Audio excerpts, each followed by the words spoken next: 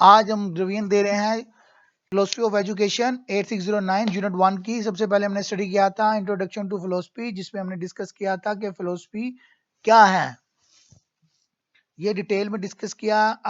फिर इसमें हमने डिफरेंट पिक्चर्स देखी। अगर इस पिक्चर को देखेंगे तो एक ज़ेब्रा की पिक्चर है। हर कोई देखने वाला अपने अपने एंगल से, अपने अपने मुताबिक, अपने अपने पर्सपेक्टिव पे सोचेगा।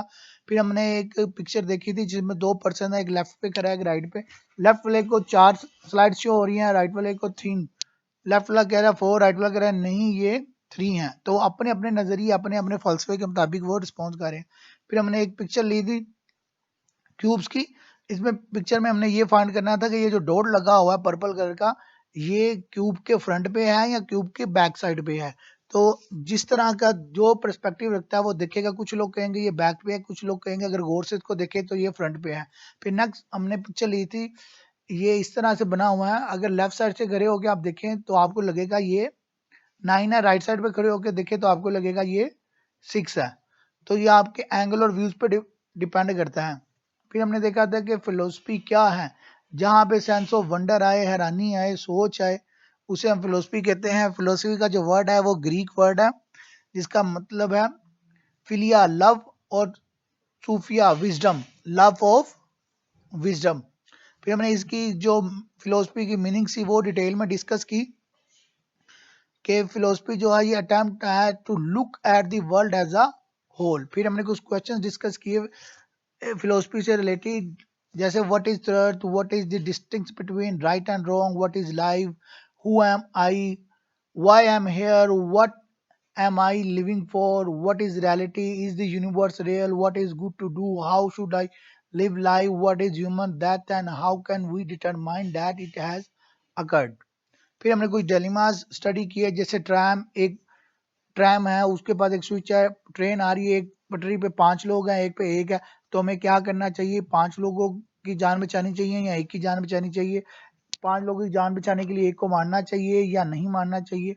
तो ये एक डायलेमा। कुछ लोग कहते हैं एक को मार के 5 को बचा लें। कुछ तो हर किसी के अपने अपने पॉइंट ऑफ व्यू से, जैसे हमने कहा कि हमें ट्रेन को रोकने की कोशिश करनी चाहिए बजाय कि सबको मारने की। तो हर किसी का अपना अपना नजरिया है।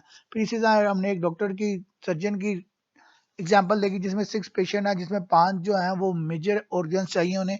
एक ऐसा पर्सन है कि अगर उसके ऑर्गन जो है वो ठीक है, 5 को लग जाए तो 5 की जान बच जाएगी। तो क्या हमें उस बंदे को मार के, फिर हमने डिस्कस किया उसकी 5 की जान बचानी चाहिए, एक को किल करना चाहिए या नहीं करना चाहिए, या उसके अलावा कोई अल्टरनेटिव देखना चाहिए। तो हर किसी के अपने अपने इसके ऊपर पर्सपेक्टिव्स और ओवरव्यूज और पॉइंट ऑफ व्यूज और फलसफाना सोच है। फिर हमने फिलोसफी की ब्रांचेस को डिस्कस किया, जिसमें हमने बताया कि फिलोसफी क्या है। ये स्टडी है जिसमें हम जनरल और फंडामेंटल प्रॉब्लम्स को जब स्टडी करते हैं तो फिलोसफी कहते हैं। फिलोसफी की जो स्पेशलाइज्ड ब्रांचेज है उसमें हमने स्टडी किया कि फिलोसफी ऑफ लैंग्वेज, या फिलोसफी ऑफ लॉ, या फिलोसफी ऑफ माइंड, या philosophy of religion, philosophy of science, या मेटा फिलोसफी जो है ये स्पेशलाइज्ड ब्रांचेज है। जनरल ब्रांच में एपिस्टेमोलॉजी है, लॉजिक है, मेटाफिजिक्स है, एथिक्स है, पॉलिटिकल फिलोसफी और एथेस्टिक्स है। अगर इनको हमने स्टडी करना है तो इजी और वर्डिंग में यह एपिस्टेमोलॉजी में हम क्या स्टडी करते हैं, नॉलेज के बारे में, nature and scope of knowledge जब स्टडी करेंगे उसे हम एपिस्टेमोलॉजी कहेंगे। लॉजिकल, पॉजिटिव, करेक्ट रीजनिंग को जब स्टडी करेंगे उसके नेचर स्कोप को वो लॉजिक होगा।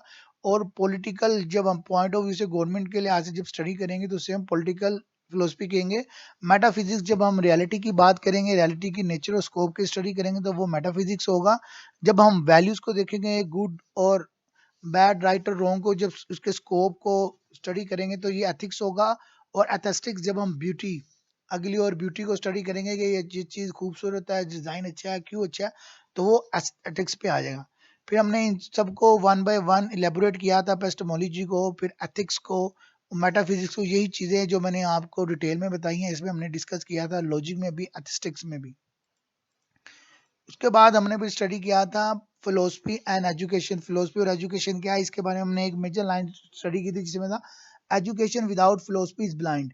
कि एजुकेशन, फलसफा और फिलोसफी के बगैर ऐसे है कि जैसे कोई बंदा अंधा होता है या अंधेरा। And philosophy without education is invalid. और अगर हम फिलोसफी को एजुकेशन के बगैर देखेंगे तो वो हमें इनवैलिड लगेगी। फिर स्कूल के लिहाज से कुछ क्वेश्चन के, what do I teach, what should I teach, how should I teach, what is the nature of the learners, how do we learn. फिर फिलोसफी और एजुकेशन को मजीद हमने एलेबोरेट किया था कि फिलोसफी और एजुकेशन एक कॉइन की तरह है, वे दोनों साथ साथ चलते हैं। फिलोसफी प्लान है, विजन है, और एजुकेशन क्या है, एक्शन है।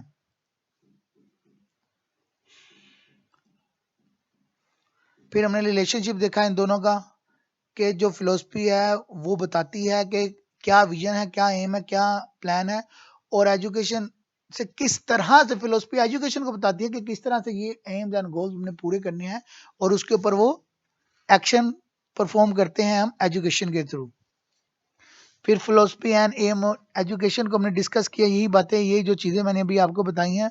फिर इसमें हमने स्टडी किया philosophy determines the real destination towards which education has to go. Philosophy बताती है, फलसफाना सोच बताती है कि हमने कौन सी एजुकेशन किसके लिए करनी है। फिर philosophy dilemmas the various aspects of education में डिस्कस किया कि फिलोसफी ऑफ एजुकेशन जो है वो कॉइन वाली एग्जांपल मैं आपको ऑलरेडी दे चुका हूँ कि बहुत है तो एक एक्शन और एक प्लान, लेकिन ये दोनों एक दूसरे के साथ चलती हैं। फिर फिलोसफी और करिकुलम, अगर आपका फलसफा, आइडियोलॉजी और एम्स एंड गोल्स क्लियर होंगे तो आप करिकुलम ऐसा डिजाइन करेंगे जो आप नेशन की, वर्ल्ड की, कंट्री की और सोसाइटी की डिमांड होगी।